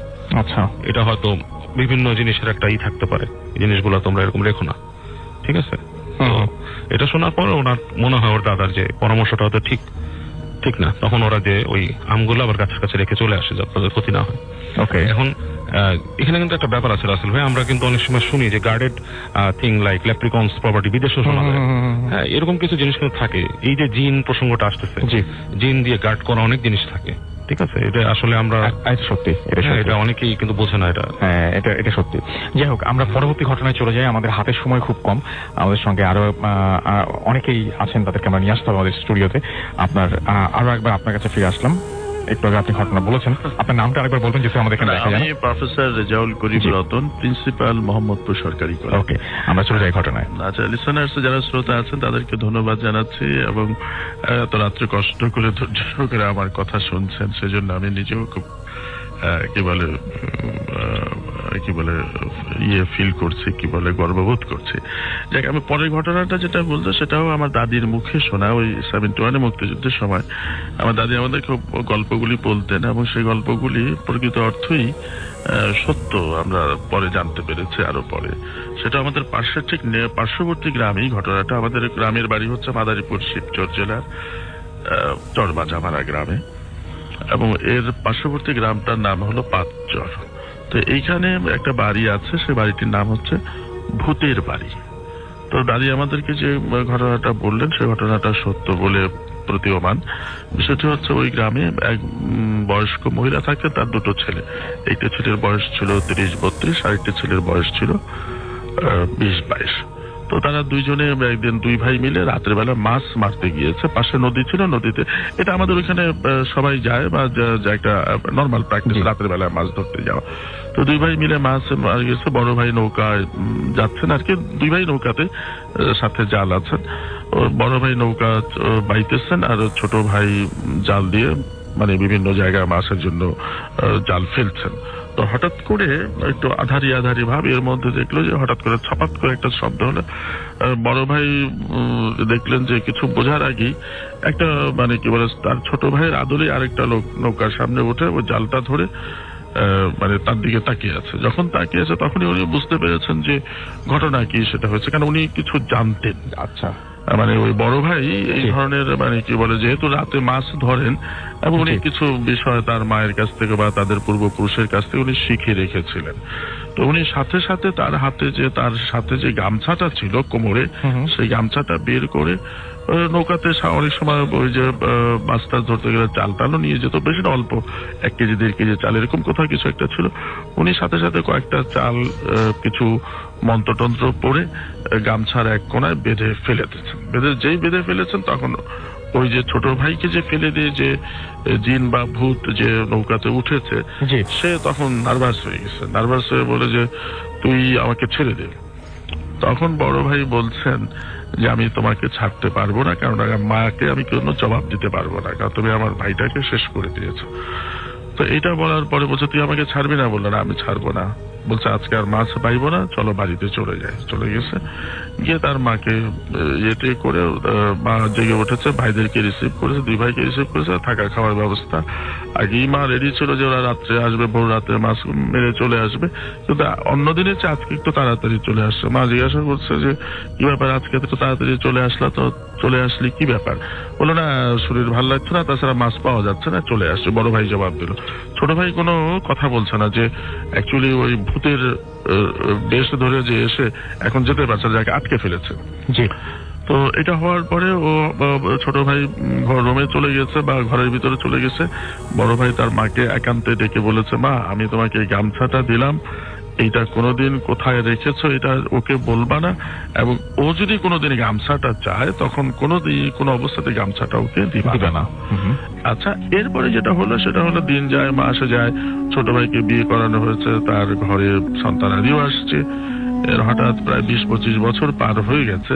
এর মধ্যে বড় ভাই একদিন বিশেষ কাজে বাড়ির বাইরে 3-4 দিনের জন্য গিয়েছে। কিন্তু এই সুযোগে ছোট ভাই করেছে কি, তার মায়ের কাছে এসে বলল যে মা আমাকে না ওই গামছাটা একটু দাও তো, আমি আজকে একটু মাছ মারতে যাব, ওই গামছাটা লাগবে। মিয়া ভাই তো নাই, তো মিয়া ভাইকে ছাড়া যেহেতু মাছ মারতে যাচ্ছে, ওই গামছাটা আমার একটু লাগবে। তো মা দেখছে যে 20-25 বছর হয়ে গেছে, ও সন্তানাদি আছে, ও দুনিয়ার অত কিছু খেয়াল করে নাই, না করে গামছাটা দিয়ে দিয়েছে। যেই গামছাটা দিয়ে দিয়েছে, সেই গামছাটা নিয়ে বাড়ি থেকে সে বের হয়ে গেছে, আর তার কোনো খোঁজ নাই। 3 দিন পরে তার বড় ভাই ফেরত আসছে, এসে মা ফেরত আসার পরপরই মা আগেই গিয়ে বলেছে যে শোন, এই যে তোর ছোট ভাই যে এই যে চলে গেছে আর তো কোনো খবর পাচ্ছি না। তো বললো যে কিভাবে গেছে, বললো যে আমাকে এরকম বললো গামছাটা দিতে, মাছ ধরতে যাবে, যেহেতু তুই বাড়িতে নেই এই জন্য ওই গামছাটা থাকলে ওর জন্য সুবিধা হয়। তো বললো যে মা, তখন বড় ভাই চিৎকার দিয়ে ওঠে, বললো যে মা তুমি কি করেছো, তো সর্বনাশ করে ফেলছো। বললো যে কেন, তখন ও সবিস্তারে সব ঘটনা খুলে বললো যে ওই দিন ওইভাবে আমরা মাছ মারতে যাই, ছোট ভাইকে নদীতে ফেলে দিয়ে এ ভূত বা জিন যাই হোক সে ওই ছোট ভাইয়ের মানে বেশ ধরে আমাকে মানে কি বলে মারতে আসার আগে আমি ওকে বুঝে ফেলি এবং ওকে আমি আটকে ফেলি, এবং তোমাকে আমি সেই গামছাটা রাখতে দিই, এবং এই ঘটনা। তারপরে যাক এটার সবাই এটা নিয়ে মানে বাড়িতে কান্নাকাটি, অনেক হইচই, অনেক কিছু। পরবর্তীতে যেটা আমরা আমার দাদির মুখে শুনলাম, দাদিকে বললাম যে দাদি ওই ভূতের বাচ্চা টাচ্চাগুলি কোথায় আছে, বললো ওরা ওইভাবে আছে, ওইভাবে বড় হয়েছে, ওদেরকে সবাই ভূতের বাচ্চা বলে। এবং তার ছোট ভাই বিয়ে করার পরে তাদের 2টা ছেলে সন্তান হয়েছিল, তো তাদেরকে সবাই ভূতের ছেলে হিসাবে জানে, এবং তার মিসেসও অনেকদিন বেঁচে ছিল, তাদেরকেও ভূতের মিসেস বলতো, এবং ওটা নামই হয়ে গিয়েছিল যে ভূতের বাড়ি। আচ্ছা, এখনো সেই বাড়িটি আছে। সবচেয়ে মজার বিষয় হচ্ছে যে বাড়িটি এখন আছে, ভূতের বাড়ি। আচ্ছা, মানে আমাদের পার্শ্ববর্তী গ্রাম নাম পাঁচচর, শিবচর উপজেলায়, ওটা ভূতের বাড়ি হিসাবে সবাই জানে। যদিও ঘটনাটি প্রায় আজ থেকে 80-90 বছর আগের ঘটনা, কিন্তু বংশ পরম্পরায় তাদেরকে সবাই ভূতের বাড়ি হিসাবে বলে। আমি হচ্ছে এই ধরনের অতিপ্রাকৃত ঘটনা তখন ছোটবেলায় তো খুব ভালো লাগতো, দাদির মুখে শুনতাম। পরবর্তীতে যখন আমরা নিজেরা বড় হলাম এবং অনেক কিছু ধর্মীয় রীতিনীতি চর্চা করলাম, যেটাতে আমরা একটা বিষয় উপলব্ধি করতে পারি যে জিন আছে, বা যেটার মধ্যে ভালো মন্দ, যেটা খারাপ সেটাই শয়তানের রূপ ধারণ করে বা মানুষের ক্ষতি করে, আর যেটা ভালো সেটা তারা বিভিন্ন মসজিদে বা সে মাদ্রাসায় থাকে এবং মানুষের ক্ষতি করে না। ওকে, থ্যাংক ইউ সো মাচ। আপনার নামটা প্লিজ একটু বলবেন, আপনি কোথা থেকে এসেছেন, তারপরে আমরা যাবো আপনার ঘটনায়। Hello everyone, good to be back. আমি হচ্ছে সুদীপ্ত, এসেছি নিকুঞ্জ খিলক্ষেত থেকে। আচ্ছা, thank you. So basically Russell ভাই, আজকে এটা একটা মেডিকেলের ঘটনা। সো আমার ফ্রেন্ড অসীম তার কাছ থেকে এটা কালেক্ট করা। সো ঘটনা হচ্ছে এটা যে সব মেডিকেলের বেশিরভাগই অ্যানাটমি ক্লাসের পাশে আপনার মক রুম থাকে। জি। তো প্রতিদিনকার মতো অ্যানাটমি ক্লাস শেষে যখন স্টুডেন্ট সব চলে যায়, তো ওই ক্লাসরুমের যে কেয়ারটেকার উনি আবার ওই মর্গেরও কেয়ারটেকার। জি। তো ওনার দায়িত্ব থাকে যে লাশগুলো মানে ক্লাসরুমে মানে ইনস্ট্রুমেন্টাল ইউজ করা হয় সেগুলা মানে ক্লাস শেষ হলে আবার মর্গের ফ্রিজিং রুমে ঢুকিয়ে রাখা। জি। তো এটা হচ্ছে তার নিয়মিত দায়িত্ব, সে এগুলা করে অভ্যস্ত। তো যেদিনকার ঘটনা সেদিন দুর্ভাগ্যবশত সে ভুলে যায় যে ক্লাসের শেষে এগুলো আবার মর্গে ওই ফ্রিজিং রুমে ভরে রাখতে। তো তার যখন মনে হয় তখন রাত অলরেডি 11:30 বেজে গেছে। তো এই সময়ে সে আবার মানে সে যেখানে থাকতো সেখান থেকে আবার মেডিকেলে আসে। তো মেডিকেলে আসার পরে ওদিন আবার প্রচন্ড ঝড় বৃষ্টি ছিল। তো যে কারণে দেখা গেছে যে ক্লাসের পরে স্টুডেন্টসরা যারা চলে গিয়েছিল তারা আর জানালা দরজাগুলো খোলা রেখেই চলে গিয়েছিল। তো দেখা গেছে যে বৃষ্টির ফলে পুরো ক্লাসরুমে একদম পানি জমে অনেক ভরে গিয়েছিল। সো এই মর্গের বর্ণনা একটু দেওয়া লাগবে। তো এটা ছিল মানে 2টা গেট। তো একটা গেট ছিল আপনার থাই গ্লাসের গ্লাস কভার্ড, আর একটা ছিল কেচি গেট। তো থাই গ্লাসের গেট যেটা ছিল এটা বেশিরভাগ সময় বন্ধই থাকতো, আর কেচি গেটটাই সবাই ইউজ করতো। তো উনি ক্লাসরুম থেকে 3টা লাশ এগুলো স্ট্রেচারে করে নিয়ে একদম মর্গে চলে গেলেন। মর্গের ভেতরে উনি যখন ওই ফ্রিজিং ড্রয়ারে রেখে এগুলোকে লক করে যখন আসছেন তখন উনি একটা মানে চাপা আর্তনাদ শুনতে পান। এই আর্তনাদটা একদম আমি যদি মনে করেন আমার মুখ চাপা দিয়ে ধরে রাখি এবং কেউ যখন মানে চিৎকার করার চেষ্টা করে ওরকম একটা আর্তনাদ। তো এটা শোনার পরে ও 2-3 সেকেন্ডের জন্য একটু থামার পরে ও পিছনে তাকায় দেখে যে ওই ড্রয়ারগুলোর দিয়ে তাকালে ও ভাইব্রেশন বুঝতে পারছে, ড্রয়ারগুলো কাঁপছে। তো এটা ও দেখে কোনো রকম মর্গ থেকে বের হয়ে আপনার দরজা লক করে, যেটা কেচি গেট। তো কেচি গেটের ওই পারে তো দেখাই যায় ও যখন ক্রস করছিল তখন দেখে যে আর্তনাদের সাউন্ড আরো একটা না 2টা 3টা একাধিক মানুষ এরকম সাউন্ড করছে, মানে মানুষের সাউন্ডই আর কি সাউন্ড হচ্ছে। তো ও প্রচন্ড ভয় পেয়ে যায়। ও চলে আসতে যাবে এই সময় ওই থাই গ্লাসের গেটটা ক্রস করা লাগে। তো যখন এই থাই গ্লাসের গেটটার পাশে দিয়ে যাচ্ছিলেন উনি শুনতে পান যে এই গ্লাস দুপদাপ সাউন্ড, মানে ওই পাশ থেকে কেউ একজন মানে গ্লাসের দরজায় বাড়ি দিচ্ছে, আঘাত করছে। তো আসলে এইটা কোয়াইট ইম্পসিবল যে রাত্রেবেলা মর্গের ভেতর কেউই নাই, এটা তারা মানে বাড়ি দিচ্ছে কেউ। সো উনি কি করে ইনস্ট্যান্টলি মানে ফেইন্ট না হয়ে ওনার 2 আরো কলিগকে ফোন দেয়। ওনার 2 কলিগ তারপরে আসে, তারপর তিনজনই এক্সপিরিয়েন্স করেছিল, যে তারপর 3 জন ওরা দেখার জন্য ঢোকে যে কি হচ্ছে আসলে, প্রচন্ড সাউন্ড, ধূপধাপ সাউন্ড, আর্তনাদ। তো ওনারা কেজি গেট খোলে, আবার যখন ঢুকে, এই পার্টটা ইন্টারেস্টিং আছে ভাই। ওই রুমে টোটাল ড্রয়ার ছিল 6টা, তো 6টার মধ্যে 6টা লাশ। তো লাশ 4টা হচ্ছে আপনার বাইরে, এবং এগুলো হচ্ছে একটা দরজার সামনে, একটা হচ্ছে টেবিলের উপর, মানে ছড়িয়ে ছিটিয়ে আছে, যেটা কখনো পসিবল না। মর্গে রাত্রেবেলা রাত তখন 12টা 1টা দিয়ে কেউই থাকে না। তো এটা দেখার পরে যিনি মানে দায়িত্বরত ছিলেন, যিনি যাকে মানে ফোন দিয়ে যাদের এনেছিলেন, তিনি প্রচন্ড ভয় পান। তিনি তখন ওদিকে মানে ফেইন্ট না হলেও প্রচন্ড ভয় তার হাত পা কাঁপা শুরু করে। তো তারা সবাই লাশগুলোকে আবার যার যার নির্দিষ্ট ড্রয়ারে রেখে লক করে চলে আসেন। তো ওই দিন সারাদিনই তার প্রচন্ড শরীর খারাপ থাকে। পরের দিন তার প্রচন্ড জ্বর চলে আসে। তো এই জ্বরের মধ্যে তিনি একবার 3 ঘন্টার জন্য মানে কোমাতে চলে গিয়েছিলেন। আচ্ছা।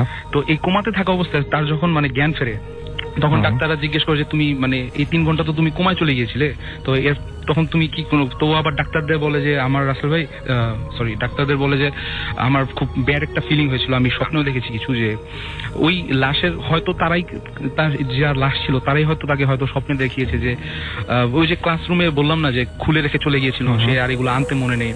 তো যে ব্যক্তির লাশ, সে হয়তো একটু নাখোশ হয়েছিল যে ইউজ করার পরও কেন আমাকে মানে আমার সৎ ব্যবহারটা করা হলো না, বৃষ্টিতে পানি পড়েছে, আমার কেয়ারটেকটা ভালোভাবে হয়নি। তো এইসব তার স্বপ্নে কেউ একজন এসে বলেছে। তারপর থেকে তার অনেক মানে নিজেকেও দোষী লাগে, এবং সে এই চাকরিটা ছেড়ে এখন মানে অন্য চাকরিতে চলে গেছে। এটা ছিল ঘটনা। ওকে, থ্যাংক ইউ ভেরি মাচ আপনার ঘটনার জন্য। আমরা তারপরে আবার আপনার কাছে ফিরে আসবো। আমরা তারপরে সেকেন্ড ঘটনায় যাবো। আপনার একটু ছোট করে শুনবো আমরা, যেহেতু সময় খুব কম। আমরা পরবর্তী ঘটনায় যাচ্ছি। আমাদের আরো একজন লিসেনার যিনি প্রথমে ঘটনা শুনেছিলেন, তার নামটা, আপনার নামটা প্লিজ করে বলবেন, তারপর আমরা ঘটনায় যাবো। কারিম সমুদ্র। আরেকবার বলবেন। হাই লিসেনার্স, আমি নাফিউল কারিম সমুদ্র। জি, আপনার ঘটনায় যাবো। আমি যে স্টোরিটা বলবো সেটা হচ্ছে হলো একটা আরবান লেজেন্ড কেম ট্রু। মানে স্টোরিটা প্রথমে শুরুর দিক দিয়ে একটা আরবান লেজেন্ড হিসেবে ধরা হতো। এটাও ফরিদপুরে একটি ঘটনা, এবং ঘটনাটা আমি যেটা জানি 2টা ঘটনা। এই 2টা ঘটনা, একটা ঘটনা শুনবো ওকে, ছোট করে। হ্যাঁ, এই ঘটনাটা আমার মামার সাথে ঘটা। জি। আমার মামা জাস্ট বর্ন হয়েছে 84-85 সালের দিকে। এখন আমার নানার বয়স 7 দিন যখন আমার মামার বয়স ছিল, সেদিনই তিনি মৃত্যুবরণ করেন। এবং আমার মামা আসলে ভালোই ছিল, ক্লিনিক্যালি সে একদম ক্লিয়ার ছিল। কিন্তু আমার বড় খালা যখন একদিন মাছ ধরে এসে তাকে টাচ করে, তারপর থেকে প্রচন্ড কান্না শুরু করে দেয় আমার মামা, এবং এক পর্যায়ে 3 দিন টানা কান্নার পরে সে মারা যায়। এবং এটা কেউ কোনো ব্যাখ্যা খুঁজে পায়নি। কিন্তু তখন একটা মানে সারা আশেপাশে এলাকায় একটাই কথা ছিল যে কিছু একটা আসে এবং বাচ্চাদের মেরে ফেলে বা উঠিয়ে নিয়ে যায়, এবং তার যে একটা আসলো তার একটা সিম্বল, সেই সিম্বল হিসেবে সেই বাচ্চার একটা কাঠের পাপেট সেখানে তার বিছানায় রেখে যায়। এবং আমার নানা এগুলি কিছু ভাবেনি। আমার নানা ভেবেছে যে মামা তো জাস্ট নর্মালি মারা গেছে, এটা ভেবেছে। এবং সে এটা লাশ দাফন করে এসে ওইদিন সন্ধ্যায় কাঁদছে। এখন উনি সন্ধ্যায় মাগরিবের একটু পর পর দেখে একটা মহিলা অনেক, সে মানে বলবে যে 9 ফুটের উপরে, তার মানে 9 ফুটের উচ্চতা, তারপরে 9 ফুটের উপরে। সে তাকে বলছে যে এখন আর কেঁদে কি লাভ, যা হবার তা তো হয়ে গেছে, এখন তুই অন্যদিকে খেয়াল কর, তোর অন্য ছেলে মেয়ে আছে। তা আমার নানা বললো যে আপনি কে? পরে বলে যে দেখিস না তোদের বাসার উল্টা দিকে যে জোড়া 2টা তাল গাছ, সেখানেই তো আমি থাকি। এবং এটা বলার পরে আমার নানা বলে যে তুই যে থাকলি, কিন্তু আমার বাচ্চাটা তোর কি ক্ষতি করছিল? সে বলে যে আমি তো ক্ষতির কিছু না, কিন্তু তোর বাচ্চাটা আমার খুব ভালো লাগছে, আমি আর আমার স্বামী পাশে থাকি তোদের ওইখানে, তোর বাচ্চাটা এত ফুটফুটা যে আমি নিঃসন্তান, এবং আমাকে আমার স্বামী বলছে যে ওই বাচ্চাটা আমার চাই। চিন্তা করিস না, তোর বাচ্চা বেঁচে আছে। তোর বাচ্চাকে আমরা, এটা শুনতে হাস্যকর লাগবে যে তোর বাচ্চাকে আমরা 7 সমুদ্র 13 নদীর পাড়ে নিয়ে একটা সেফ জায়গায় রেখে দিছি। আমার নানা বলে যে আমার বাচ্চাকে ফেরত দে, আমি তোর কিছু করবো না, আমি খালি তো আমার বাচ্চা ফেরত চাই। আর আমি দরকার তোর যা চাই তা দিবে, আমি যদি তোদের জন্য কিছু জবাই দিতে হয়, বা তোরা যদি কোনো মুরগি চাস বা এরকম কিছু চাস, আমি তোকে দিয়ে দিব।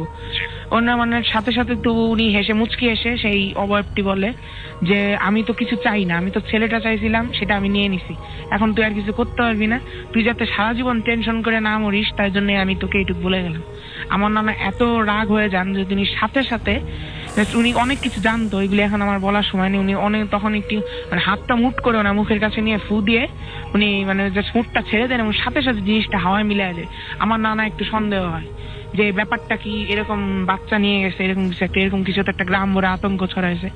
সে তারপরের দিন কবরটা খুঁড়ে, আমার বড় মামাকে নিয়ে কবরটা খুঁড়ে, এবং খুঁড়ে যেটা দেখতে পারে যে মানে কবরে একদম পারফেক্টলি বানানো একটা পাপেট, এবং পাপেটটা সে যখন কোলে নিবে, পাপেটটা সে কোলে নিয়ে তার চোখ থেকে 2 ফোঁটা পানি পড়ে, এবং তখনই বৃষ্টি নামে, পাপেটটা একদম মানে কাদা হয়ে তার হাত দিয়ে বেয়ে পড়ে। শুধু ঘটনা এখানেই শেষ না, ঘটনা অনেক দিন অনেক লোকেরাও, তারপর আমার নানাও মাঝে মাঝে দরজা খুলে উনি যখন জানালা দিয়ে বাড়ির পিছনে যে বাঁশ ঝাড় এখানে দেখতো কি যে সেই কাঠের পাপেটটা মানে হাঁটি হাঁটি পাপা করে হেঁটে বেড়াচ্ছে, এবং বলছে যে মা আমাকে কোলে নাও, বাবা আমাকে কোলে নাও। এবং এই ঘটনাটা অনেক দিন চলে ফরিদপুরে। এই ঘটনাটা আমি জানি না কে কেমন জানে, আমি এলাকাটা উল্লেখ করবো না, কিন্তু এই ঘটনাটা 98 সাল পর্যন্ত চলে। একদিন মানে এটার শেষ হলো আমাদের ওইখানে ওই যে 2টা জিনিসকে যেটা আমার নানা তারাই দিয়েছিল, ওই 2টা জিনিস পাশেই একটা পুকুর পাড়ে গিয়ে, পুকুর পাড়ের পাশে 2টা জোড়া তাল গাছের পাশে তারা স্থান নেয়, এবং নেওয়ার পরে ওখানকার যত বাচ্চারা ছিল প্রায় বলতে গেলে এখন এমন অবস্থা হয়ে যায় যে প্রত্যেক রাতে একটা বাচ্চা হারানো যাবেই, এবং তার সেই বাচ্চার পাপেটটা সে বিছানায় পাওয়া যাবে। এবং তাই একদিন হুজুরের কাছে যায়, সেখানে সেই হুজুর একদিন করে ওখানে পুকুরের মাঝখানে একদম আইল্যান্ডের মতন একটা ছিল, সেখানে কিছু একটা ছিল, আমি যার কাছ থেকে শুনেছি, আমার আশেপাশে দুঃসম্পর্ক আত্মীয়ের কাছ থেকে, তারা বলছে যে আমরা নিজেও জানি না, সব লোকের একটা মানে এক্সাইটেশন যে কি ছিল, এক্সাইটমেন্ট একটা যে কি ছিল, মানে আসলে কি হবে এটা এখন হতে হতে তখন হুজুর যান ওই আইল্যান্ডের কাছটা, আইল্যান্ডে একজনই দাঁড়াতে পারবে, উনি তখন মানে লোহারও না কি একটা আমি জানি না, উনি ওটা একটা গেড়ে দিয়ে আসেন। এখন ওই জিনিসটা আছে নাকি জানি না, এটা 98 সালে বন্যার পরে আর এটাকে পাওয়া যায়নি, কিন্তু তারপর থেকে পুকুরের আশপাশ দিয়ে 2টা সাদা মানে মানুষ দেখতো যে আমাদের বিছানার চাদর যেরকম, সেই 2টা বড় বড় চাদর ঘুরে বেড়াচ্ছে, এবং বলতো যে তোরা আমাদের অনেক বড় ক্ষতি করছিস, তোদের আমরা কাউকে ছাড়বো না। এই ছিল আমার ঘটনা। Thank you so much, thank you. And আমরা অন দ্যাট নোট আমরা ফিরে যাবো আবারও নেক্সট ঘটনায়। আমাদের সাথে আছেন আমাদের একজন আজকের অতিথি, যিনি আপনাদের ঘটনা শোনাচ্ছেন, এর আগে একটু শুনিয়েছেন, আবার শোনাবেন। আপনার নামটা বলে আপনার ঘটনায় যাবো আমরা। Hello everyone, it's Sudip Takin. So Rasel ভাই, এটা হচ্ছে আপনি যে বললেন ওই সময়কার একটি ঘটনা, যখন বাংলাদেশে ভূত কালচারটা শুরু করেছিল রেডিও ফুর্তি। সো এটা হচ্ছে আমরা যখন এসএসসি শেষ করলাম 2012-এ, তো আমরা এসএসসি পরীক্ষার পরে দেখা গেছে যে অনেক ফ্রেন্ড মানে চিল্লায় চলে যায়। আমরা যারা ছিলাম একসাথে, আমরা সবাই প্ল্যান করি যে আমরা কক্সবাজার যাব। তো ঢাকা চিটং হাইওয়ে নিয়ে আমরা এর আগে বহুত ঘটনা শুনেছি গত 7 বছরে। সো এইটা ওই ঢাকা চিটং হাইওয়ে একটি ঘটনা। ওইটা ছিল আমাদের যেই বড় ভাইয়ের গাড়ি দিয়ে আমরা যাই, ওনারও ফার্স্ট টাইম কক্সবাজার জার্নি, আমাদেরও first time Cox's Bazar journey. So আমরা ঢাকা থেকে রওনা দিই দুপুর 2:30টার পরে, 2:30-3টার দিকে। তো আমরা যখন যেতে থাকি তখন কুমিল্লা ক্রস করে চিটাং যখন ঢুকি তখন রাত 8টা বাজে। সো রাসেল ভাই, চিটাগং ক্রস করে যখন আমরা পাহাড়তলি যাই, তো এখন তো রাসেল ভাই পাহাড়তলি থেকে রাঙামাটি, বান্দরবান, কক্সবাজারের ডিরেকশন গুলো সুন্দর করে উল্লেখ করা আছে, তো তখন এগুলো ছিল না। সো আমরা যেটা তাছাড়া আমাদের যে ড্রাইভার ভাই ছিলেন, উনিও বলতেছিলেন যে আমি চিনি। তো প্রথমে উনি এটা মিথ্যা কথা বলেছিলেন আমাদের কাছে, পরে আমরা যেটা বুঝতে পারছি যে পাহাড়তলি ক্রস করার পরে আমরা আসলে মানে হাই রোড ছেড়ে এমন একটা রোডে ঢুকে পড়ি যেটা আসলে খুব ন্যারো হয়ে যেতে থাকে। মানে হাই রোডের যেরকম পিচ, ওরকম পিচ থাকে না, আশেপাশে মানে লোকালয় কমে যেতে শুরু করে। তো আমাদের মনে একটু খটকা লাগে। তো ওই সময় আমরা গুগল ম্যাপ ইউজে অত ছিলাম না। তো দেখা গেছে যে আমরা মোটামুটি একটু সন্দেহেই পড়ে যাই যে হ্যাঁ আমরা মেবি রং রোডে ঢুকে পড়েছি। আচ্ছা,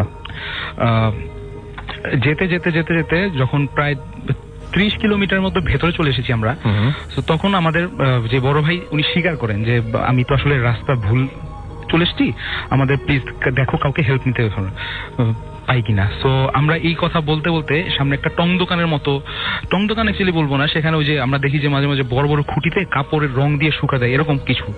তো সেখানে মুরব্বির মতো কতগুলো 3-4টা মানে মানুষের শেপের দাঁড়িয়ে দাঁড়িয়ে কাপড় টানছে। এদিকে একটা জিনিস মেনশন করা ভালো রাসেল ভাই, 3-4 সপ্তাহ আগে পন্টিয়ানাকের একটা কাহিনী আমরা শুনেছিলাম, মালয়েশিয়া থেকে এক ভাইয়া পাঠিয়েছিল। তো ওইটার যেই গঠন এটার সাথে আমি একদম পুরো সেম টু সেম মিল খুঁজে পেয়েছি, যার জন্য এই ঘটনাটা আজকে বলতে এসেছি। সো আমরা তখন ওইগুলো বুঝতে পারি নাই, যখন মানে গাড়িটা স্টপ করে একজন জানালা নামিয়ে জিজ্ঞেস করছে, আচ্ছা ভাইয়া আমরা তো কক্সবাজার যাচ্ছি, এটা কি কক্সবাজার যাওয়ার রোড, সঠিক রোড? তো ওইখান থেকে একটা রিপ্লাই আসে যে কক্সবাজার যাবেন তো এইখানে কি বলতে, তাহলে এটা কই কয় আপনার বলে যে আপনারা তো চকরিয়ার অনেক ভিতরে চলে আসছেন, এটা আপনাদের জন্য রাইট রোড নয়।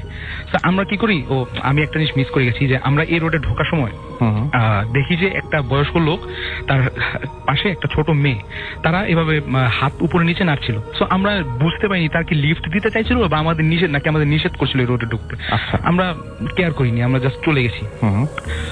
সো এই অ্যান্সারটা পাওয়ার পরে যখন শুনি যে আমরা চকরিয়ার অনেক ভিতরে চলে এসেছি, এটা মেন রোড না, আমরা জাস্ট গাড়িটা ঘুরিয়ে ইউটার্ন নেব, তখনও গাড়িটা স্টার্ট করি নাই।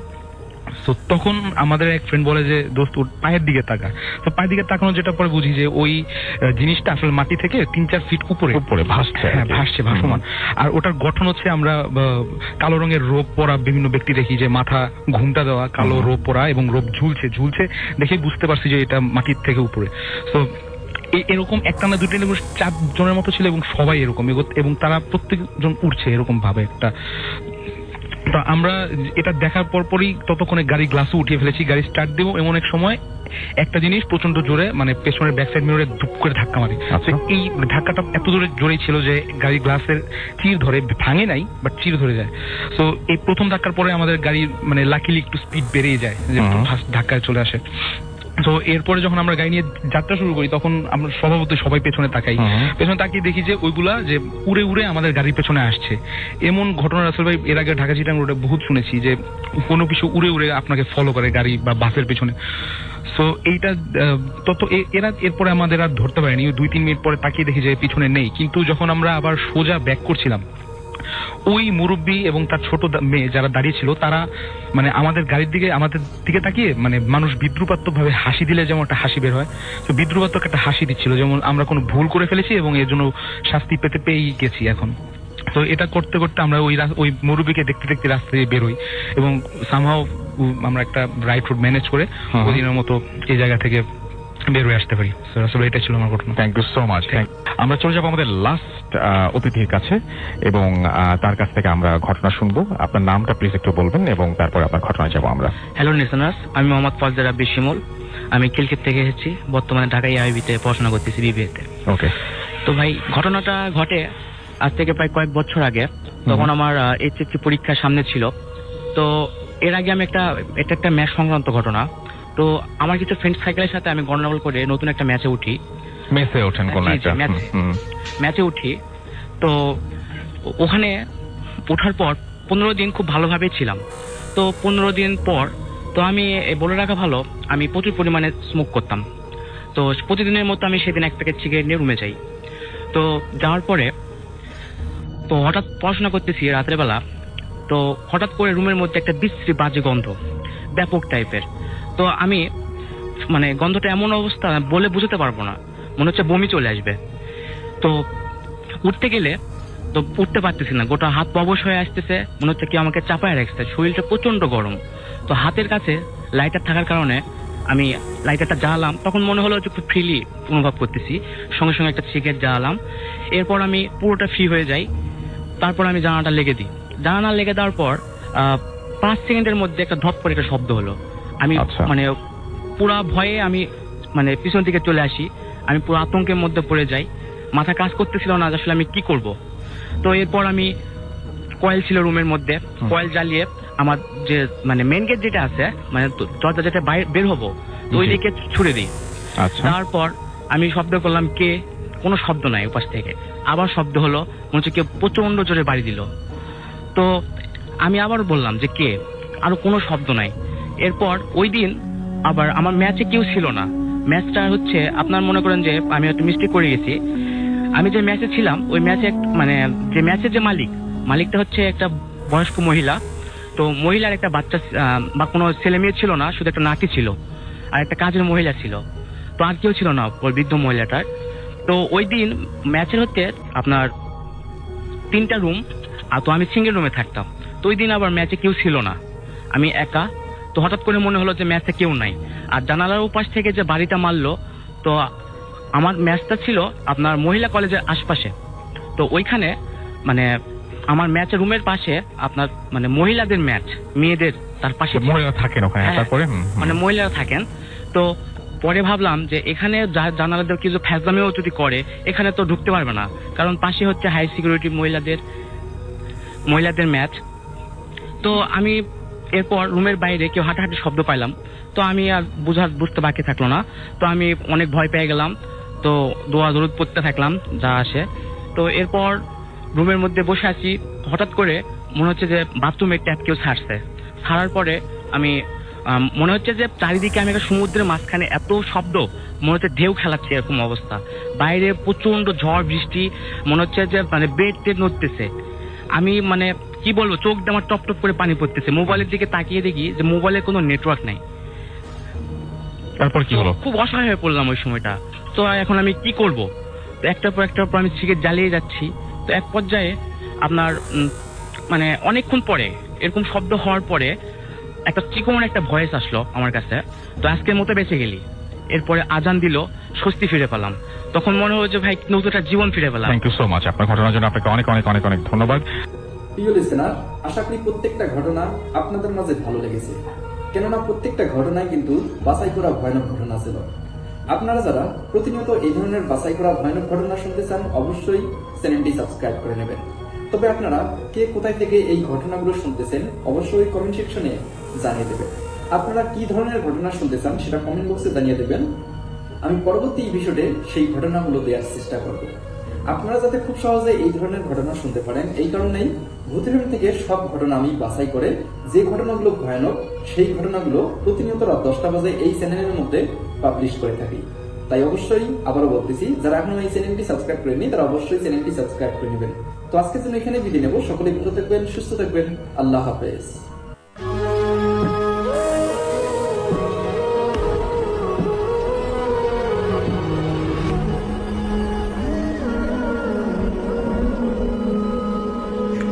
আসসালামু আলাইকুম প্রিয় লিসেনার্স, আশা করছি আপনারা সবাই ভালো আছেন এবং ভালো দরে আছেন। তো এখন থেকে শুরু হচ্ছে আমাদের আজকের এপিসোড।